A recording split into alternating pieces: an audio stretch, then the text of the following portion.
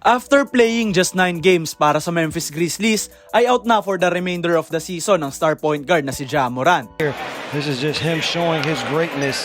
Here goes Morant. He spins. Morant scores! And the timer expires. Count the basket. Matatandaan na nag-serve si Ja ng 25-game suspension matapos ang sunod-sunod niyang pagpa-flash ng barel sa IG Live. Pagkabalik ni Morant ay nakahit agad siya ng isang game-winning buzzer beater at umasa na ang mga Grizzlies fans na maihahabol pa sa playoffs ng athletic guard ng Memphis with his star power alone. Subalit matapos ang panalo nila sa Los Angeles Lakers noong January 6, 2024 ay magkakaroon ng isang labrum injury si Ja sa kanilang training session after that game. Ipinahinga pa ang 6'3 guard sa game against Phoenix Suns, subalit na pag-alaman ngayon lang na isa sa ilalim na sa isang shoulder injury si Ja na makakapag-sideline sa kanya for the remainder of the season.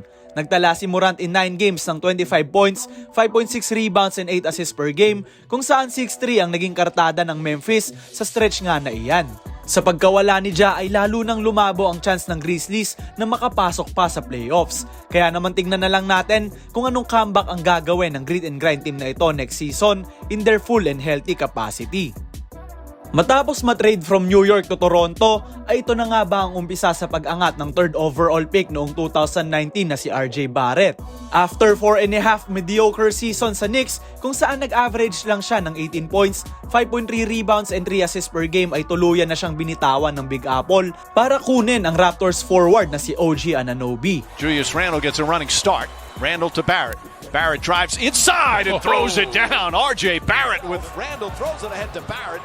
Barrett's got a pass and finishes. Basically saying na hindi si Barrett ang forward of the future ng Knicks na nais mag-compete ng kampyonato for the foreseeable future. Ang resulta ay na-ship out ang 6'7 wingman sa kanyang home country sa Toronto at tila nga dito na magbe-breakout ang Canadian star sa kanyang home country. Through 4 games ay nag-a-average si Barrett ng 21 points, 6.5 rebounds and 3 assists per game.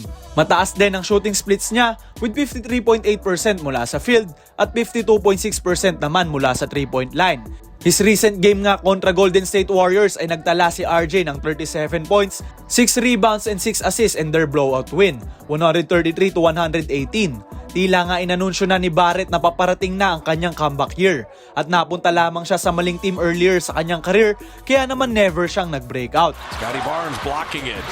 He just stayed in the play. And the lob to Barrett. Scotty Barnes with the rebound. RJ Barrett, how hot am I on that? Sa 4 games na rin na iyan ay 3-1 ang kartada ng Raptors. Kaya naman sa paparating na rebuild ng team na ito, ay asahan natin na isa si Barrett sa mga future cornerstone ng Toronto Raptors along with Scotty Barnes and Emmanuel Quickley.